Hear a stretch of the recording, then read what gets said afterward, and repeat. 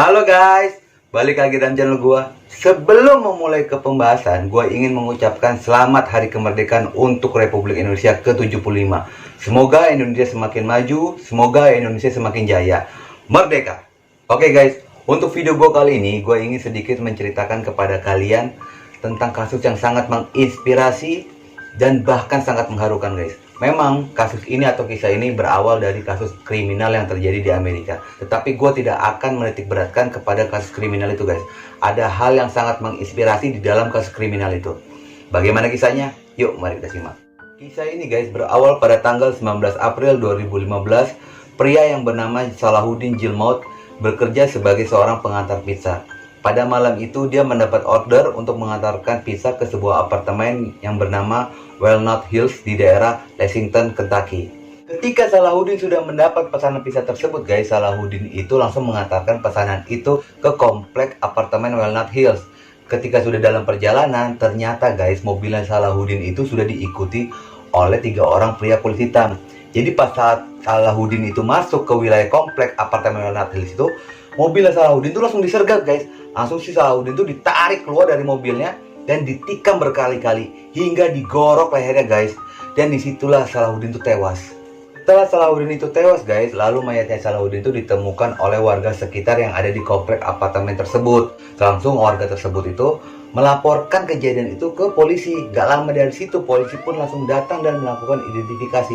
Setelah dilakukan identifikasi, ternyata Salahuddin itu adalah komunitas muslim yang berada di Lexington.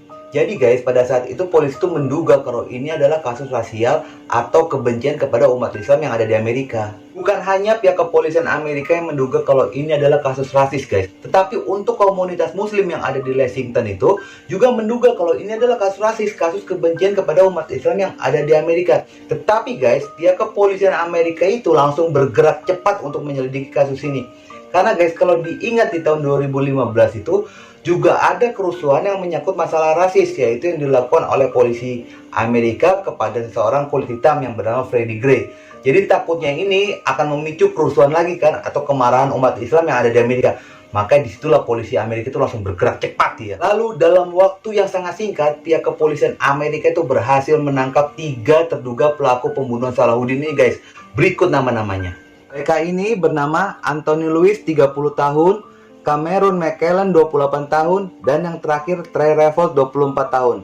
Berdasarkan hasil penyelidikan polisi, mengkerucutlah guys, dari 3 nama ini hanya 1 orang yang dijadikan tersangka dan dituntut melakukan pembunuhan kepada Salahuddin, yaitu Trey Revolt berusia 24 tahun. Dia dituntut telah melakukan pembunuhan, perampokan, dan mencoba merusak bukti penikaman. Dan berdasarkan hasil penyelidikan kepolisian Amerika pada saat itu, kasus ini benar-benar murni kasus pembunuhan biasa atau kasus pembunuhan dan perampokan yang dilakukan oleh Trey Revolt. Tidak ada unsur rasis kepada umat Islam atau komunitas ada di Lexington itu guys. Jadi guys, perampokan dan pembunuhan itu terjadi dilakukan secara spontan. Itu karena kebutuhan dari si Trey Revolt ini ingin menggunakan narkoba. Tetapi pada saat itu dia tidak memiliki uang. Itu dikuatkan oleh kesaksian ibunya. Jadi si Trey Revolt ini sudah menggunakan narkoba itu dari usia 10 tahun guys. Dan di dalam pengadilan guys, Trey Revolt ini mengakui semua kesalahannya. Dia telah melakukan perampokan, dia telah melakukan pembunuhan kepada Salahuddin ini. Dan menurut hukum yang ada di Amerika, Trey Revolt ini layak untuk dijatuhi hukuman mati. Pada saat itu, hakim itu sudah akan memutuskan Trey Revolt ini atau memvonis dia ini hukuman mati guys. Lalu pihak hakim ini atau majelis hakim memberi kesempatan kepada keluarga korban untuk berkomentar. Tetapi guys, ada hal yang tak terduga.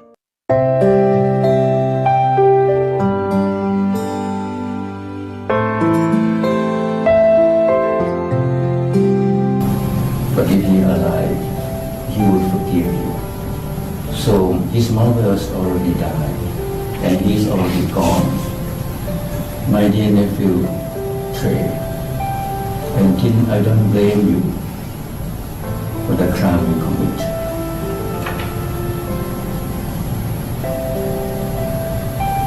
I'm not angry at you for being part of hurting my son. I'm angry at the devil. I blame the devil who misguiding you and misleading you to do such a horrible crime. I wish I can go and hug you right now to comfort you for the crime that you mistakenly done.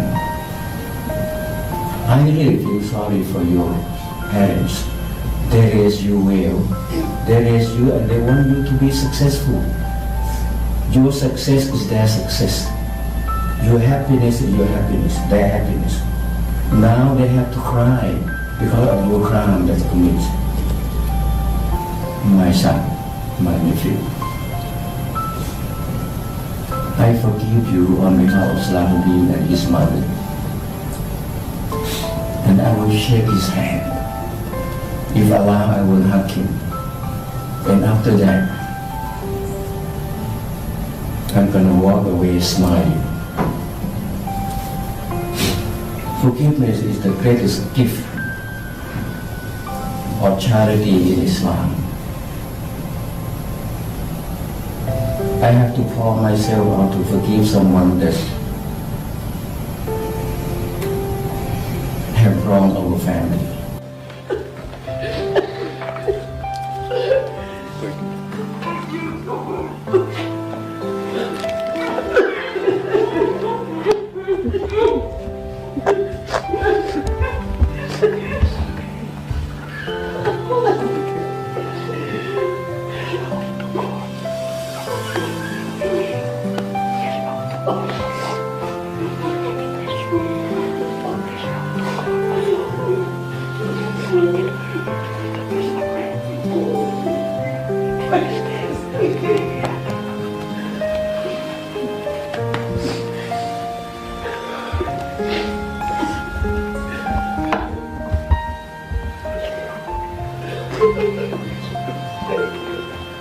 Thank you so much.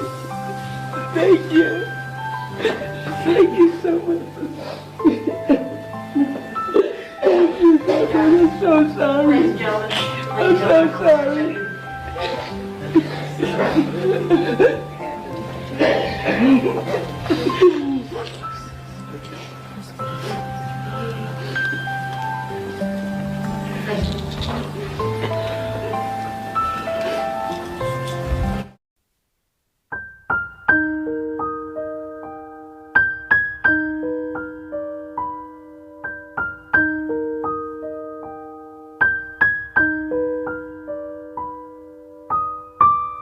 Guys, kalian sudah lihat video tersebut guys. Kalian bisa lihat dari mata ayahnya Salahuddin itu. Dia sangat ikhlas dan tulus dalam memberikan maaf kepada si Revolt ini. Dan benar-benar ingin membuat si Revolt ini berubah ke arah yang lebih baik. Benar-benar mempunyai hati atau jiwa yang besar. Dan guys, gue akan memutarkan satu video pada saat dia diwawancara pasca pengadilan itu. Kalian bisa lihat sendiri guys, betapa dia happy, betapa terlihat keikhlasannya dia dalam memberikan maaf itu. Do righteous deed, because your righteous deed gonna lead to the path of truth, lead back to God Almighty, that will reunite you and Salahuddin in paradise. That's my message to my nephew, and that's it. I think it was something for every parent to see, and how fortunate these young men are to have such a role model and a father and a leader in a community that actually gives guidance and a path of being with each other. Dikarenakan mendapat pengampunan dari keluarga korban guys, akhirnya si Revolt ini terbebas dari vonis mati. Tetapi dia tetap harus melakukan hukuman penjara selama 31 tahun. Gue sebenarnya sangat salut guys atas kelapangan dada dia, kebesaran hati dia untuk memaafkan pelaku pembunuhan anaknya. Tetapi gue makin salut guys ketika dia diwawancara oleh media yang ada di Amerika. Alasannya memaafkan pelaku pembunuhan itu, dia hanya menjawab guys, dia terinspirasi oleh 3 ayat yang ada di Al-Quran. Berikut guys ayat Al-Qurannya. قل يا عبادي الذين أسرفوا على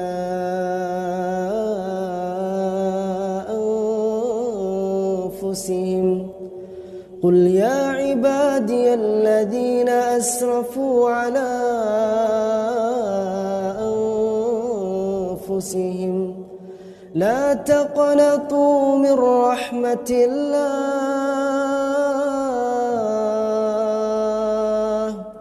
لا تقنطوا من رحمة الله إن الله يغفر الذنوب جميعا إن الله يغفر الذنوب جميعا إنه هو الغفور الرحيم بسم الله الرحمن الرحيم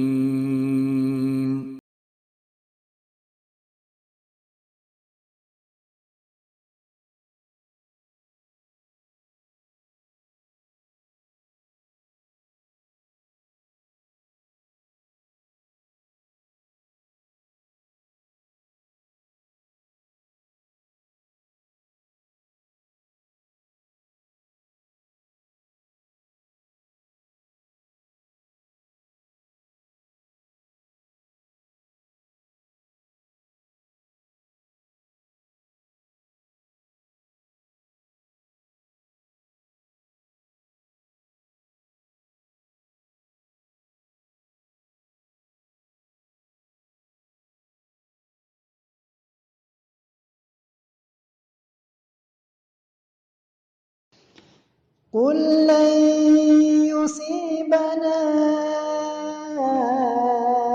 إلا ما كتب الله لنا هو مولانا وعلى الله فليتوكل المؤمنون.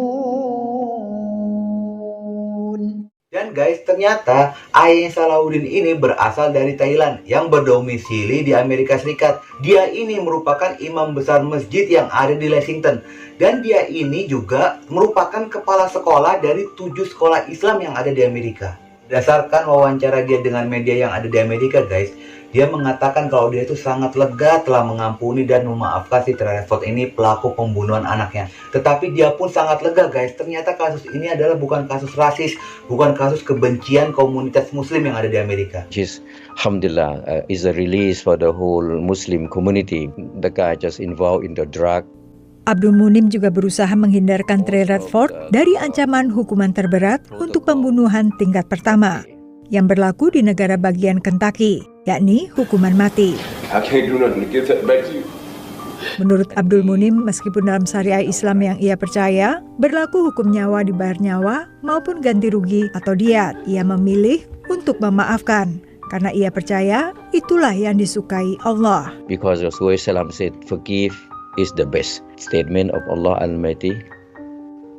God, it calmed me down because I know that Allah has ordained for Salahuddin to die, to return to His mercy at the age of 22. Guys, menurut gua kisah ini sangat inspiratif untuk kita semua guys, dan patut untuk dicontoh. Terlebih untuk masyarakat Indonesia yang memang kaum muslim itu sebagai mayoritas di negara ini guys. Kita bisa contoh dari komunitas kecil yang ada di Amerika, dia bisa memaafkan dan dia bisa berjiwa besar atas pelaku pembunuhan anaknya guys. Dan itu sangat tidak mudah guys. Seorang ayah yang kehilangan anaknya dibunuh lalu dia memaafkan, dan itu dilatar belakangi oleh ayat-ayat suci Al-Quran guys. Dan itulah guys membuat patokan hidup kita harus kembali lagi kepada Al-Quran. Demikian guys video kali ini. Semoga video kali ini bisa menginspirasi, bisa dijadikan contoh, dan bisa sedikit memberi pelajaran untuk diri gua dan kalian guys. Oke guys, jangan lupa ya ikuti terus video gua. Oke?